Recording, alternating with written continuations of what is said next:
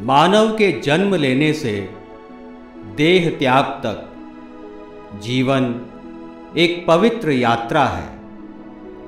इस यात्रा पर चलता हुआ व्यक्ति एक ही बार में उसे पूरा नहीं कर सकता। इसलिए प्राचीन भारतीय मनीषियों ने इस यात्रा के 4 विश्राम स्थल बना दिए हैं।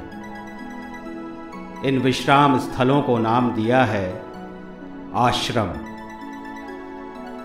आसमन्तात् श्रामयन्ते अस्मिन् इति आश्रमः,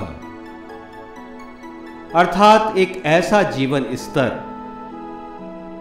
जिससे प्रत्येक व्यक्ति अपनी आयु एवं शारीरिक अवस्था के अनुरूप अपने अपने कर्तव्यों के पालन के लिए पूर्ण परिश्रम करे। इन्हीं आश्रमों के माध्यम से मनुष्य के जीवन को व्यवस्थित और वर्गीकृत किया गया है। 4 आश्रमों का सर्वप्रथम उल्लेख शुक्ल यजुर्वेदीय शाखा के जाबालोपनिषद में मिलता है, जहां महर्षि याज्ञवल्क्य ने राजा जनक को विभिन्न आश्रमों की व्याख्या करके सुनाई थी। ये 4 आश्रम हैं ब्रह्मचर्याश्रम, गृहस्थाश्रम, वानप्रस्थाश्रम और संन्यासाश्रम।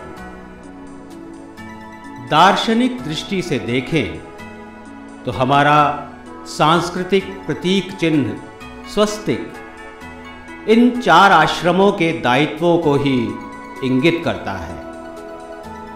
पहली भुजा ब्रह्मचर्य की है, जिसमें ज्ञान का, आप्त वचनों का और मनीषियों के अनुभवों का निष्ठापूर्वक आदान किया जाता है। दूसरी भुजा गृहस्थ आश्रम की है, जिसमें प्राप्त ज्ञान का समाजोन्मुखी उपभोग किया जाता है। तृतीय अवस्था वानप्रस्थ की है, जहां संचित ज्ञान एवं अनुभव योग्य पात्रों को प्रदान किया जाता है।